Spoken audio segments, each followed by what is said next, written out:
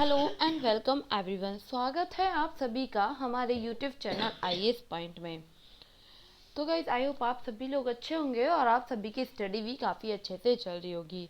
जैसे कि गाइज आप सभी लोग जानते हैं, हमने कल पृथक्करण की विधियों के बारे में अच्छे से जाना था और आज भी हम पृथक्करण की विधियों के बारे में ही जानेंगे और जिस विधि का नेम है अपसाधन। जैसे कि आप सभी लोग जान रहे हैं, हम 3 विधि के बारे में जानेंगे, अपसाधन के बारे में और निस्तारण के बारे में और निस्संदेह के बारे में।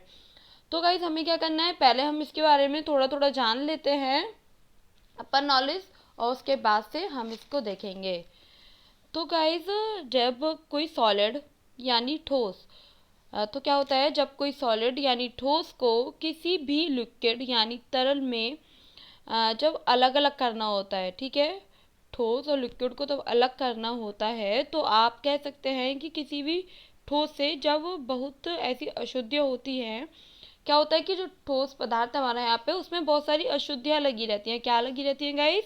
बहुत सारी अशुद्धियाँ होती हैं जिन्हें हम हस्तचयन करके मतलब चालन की प्रक्रिया से हम अलग कर सकते हैं, मतलब अलग नहीं कर सकते। उसको कैसे नहीं कर सकते हैं, अब हम उसे जानेंगे।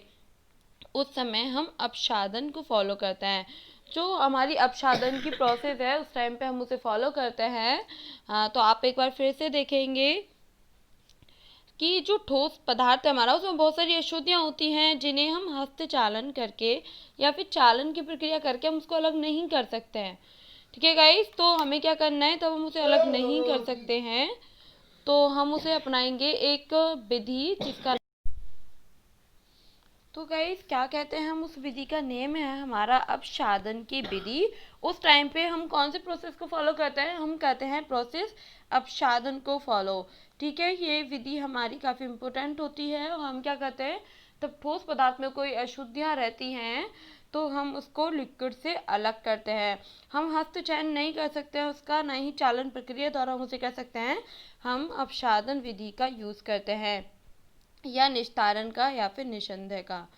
तो फॉर एग्जांपल हम जानते हैं कि दाल में बहुत सारी मिट्टी लगी रहती है और चावल में भी काफ़ी मिट्टी लगी होती है।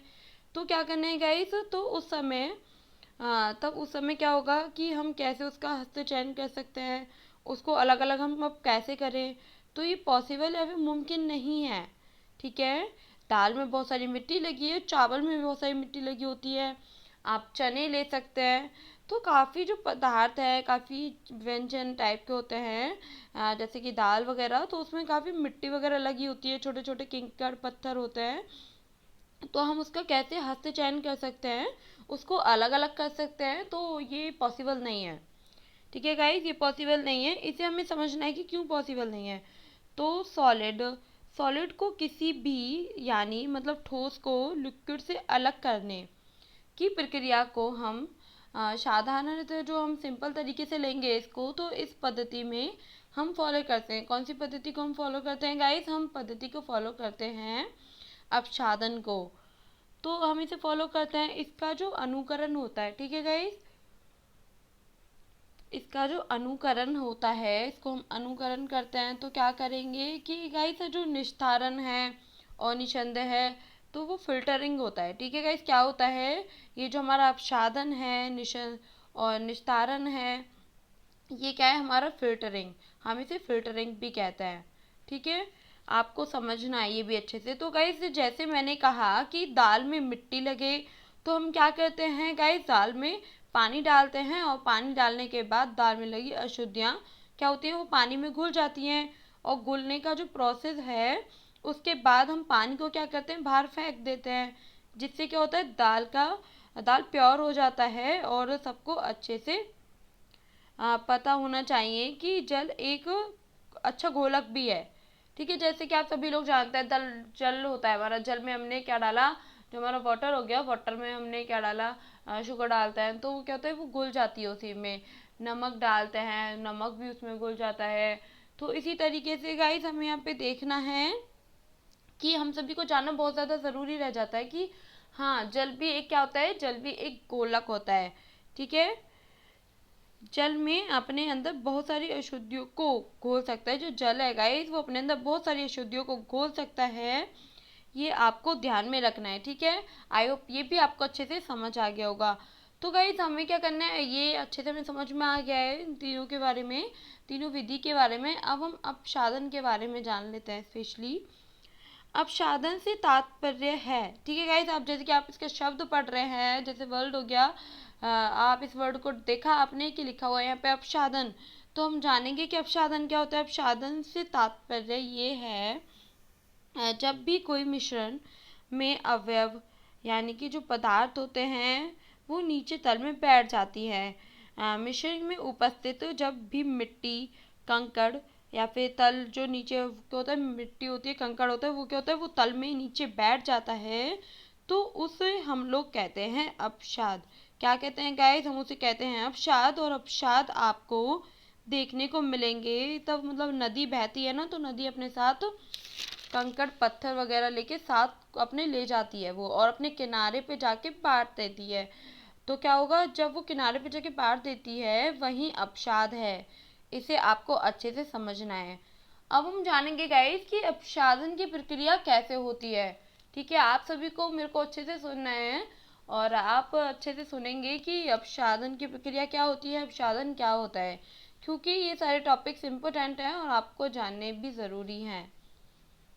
गाइस मिश्रण में उपस्थित किसी भी प्रकार के अवयवों को जब वो जल द्वारा मिश्रित किया जाता है तो उस अशुद्धियों को तले पर बैठ जाती हैं, और इस प्रोसेस को हम कहते हैं अपसाद।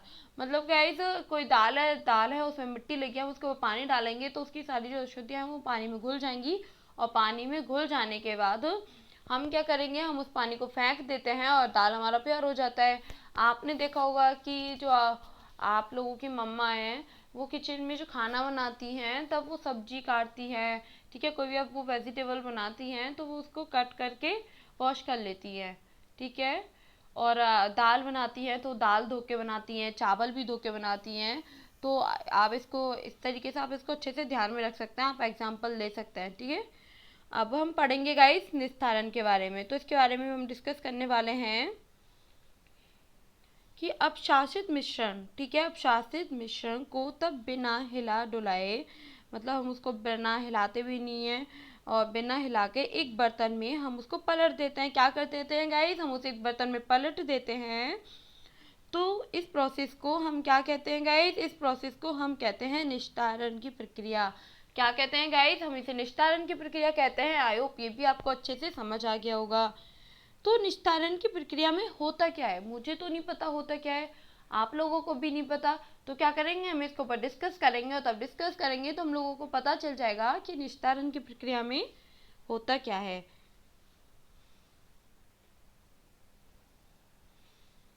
किसी भी सॉलिड या ठोस पदार्थ में जब मिट्टी के कण लगे होते हैं तो जब उसे अलग अलग किया जाता है तो हम फॉलो करते हैं अपसाधन की प्रक्रिया को, और अपसाधन के बाद की प्रक्रिया होती है निस्तारण की प्रक्रिया। ये आपको अच्छे से याद रखना है गाइस। क्या होता है, अपसाधन के बाद की प्रक्रिया कौन सी होती है, निस्तारण की प्रक्रिया होती है। निस्यंदन, तो इसके बारे में जाने। लिक्विड या तरल में उपस्थित विभिन्न प्रकार के ठोस और सॉलिड उपकरणों को अलग करने की प्रक्रिया को हम कहते हैं निस्यंदन। और इसको हम क्या कहते हैं, इसको हम फिल्टरिंग भी कहते हैं। क्या कहते हैं गाइस, हम इसे फिल्टरिंग भी कहते हैं। जैसे कि आप सभी लोग देख रहे हैं यहाँ पे, जहाँ पे निस्यंदन लिखा हुआ है, इसमें यहाँ पे ब्रैकेट में लिखा हुआ है फिल्टर करना, ठीक है, तो हम इसे फिल्टरिंग भी कहते हैं। अब हम एक विधि के बारे में और जानेंगे गाइस, जिसका नेम है वाष्पन। अब हम इसके बारे में भी अच्छे से जान लेंगे, जैसे कि आप सभी लोग देख पा रहे होंगे। जैसे गाइस इसके नाम से ही आपको पता चल रहा है कि वाष्पन की प्रक्रिया आखिर होती क्या है, आपको इसके नेम से भी अच्छे से पता चल रहा होगा। चलिए अब थोड़ा सा और डिस्कस कर लेते हैं इसके बारे में। जैसे आप सभी लोग जानते हैं, सूरज की किरणें जब किसी जल पर पड़ती हैं तो वो गर्म हो जाने लगता है, ठीक है गाइस। तब सूरज की किरणें होती हैं, वो जल पे पड़ती हैं तो वो गर्म हो जाने लगता है और वह गैस के रूप में बदल जाती है, उनका वाष्पीकरण होने लगता है। तो ये वाष्पीकरण की जो प्रक्रिया है तो वो कैसे संभव हो पाती है गाइस, आपको ये ध्यान में रखना है कि जो वाष्पीकरण की प्रक्रिया है वो कैसे संभव हो पाती है। आप सभी जानते हो समुद्र के जलों में नमक जो मिलता है, आप सभी जानते हो समुद्र से नमक प्राप्त होता है हमें, ठीक है। तो नमक की जो मात्रा है वो सबसे ज़्यादा होती है। आप सभी लोग भी अच्छे से जानते हो समुद्र में नमक की जो मात्रा होती है वो सबसे ज़्यादा होती है। समुद्र के जल, सॉरी गाइस, समुद्र के जल से जो हम नमक बनाते हैं, ठीक है, उसमें वाष्पन की प्रक्रिया क्या ही अनुकरण किया जाता है। तो गाइस ये आपको अच्छे से ध्यान रखना है कि जो समुद्र के पानी से हम जल बनाते हैं, नमक बनाते हैं, उसमें भी वाष्पीकरण जो प्रक्रिया होती है उसका ही अनुकरण किया जाता है। वाष्पन की प्रक्रिया द्वारा ही समुद्रों से नमक को प्राप्त किया जाता है। कैसे होती है वो प्रक्रिया? तो गाइस जो भी नमक, ठीक है, जो भी नमक समुद्र के जल में क्या होता है, प्रेजेंट होता है, तो उसको पहले अलग जगह पर रख लिया जाता है। फिर सूखे मतलब उसको रोशनी पे रखा जाता है। सूरज की रोशनी पड़ते ही जल का वाष्पीकरण होने लगता है और जल वाष्प बनकर क्या होता है, एयर के रूप में बाहर निकलने लगती है। तो ये आपको अच्छे से जान लेना है कि वाष्पन क्या होता है। वाष्पन गाइस वो होता है जिसपे सूरज की किरणें बनती हैं। क्या होता है कि वाष्पन होने लगता है ना, कि वाष्प बन के वो उड़ जाता है। पानी होता है वो क्या होता है, वाष्प बन के उड़ जाता है, ठीक है। इसी तरीके से हमें याद रखना है कि आखिर वाष्पन क्या होता है, अपसादन क्या होता है, निस्तारण क्या होता है, निस्यंदन क्या होता है। तो आई होप ये सारे वर्ड की मीनिंग आपको अच्छे से समझ आ गई होंगी डीपली, और मैंने आपको अच्छे से एक्सप्लेन भी किया है। अगर आपके समझ में कोई भी टॉपिक नहीं आता है तो आप मुझे क्या करेंगे, आप मुझे कमेंट बॉक्स में कमेंट करेंगे और फिर आपको अच्छे से समझ आ जाएगा। मैं आपको उस टॉपिक को फिर से मैं आपको समझा दूंगी, ठीक है, अगर आपके समझ में नहीं आता है तो।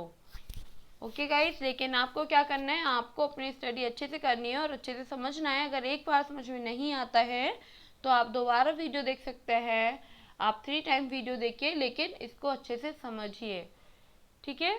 आप इसको अच्छे से समझ लेंगे तो इससे रिलेटेड आपका एक भी क्वेश्चन नहीं रह जाएगा। ओके, तो गाइस आज की वीडियो हमारी यहीं फिनिश होती है। अब हम आपसे बात करते हैं कल हम न्यू टॉपिक के बारे में डिस्कस करेंगे। तब तक के लिए बाय बाय। अगर आपको मेरी वीडियो पसंद आती है तो आप इसे लाइक कीजिए, सब्सक्राइब कीजिए एंड कमेंट कीजिए। Thank you so much, bye bye.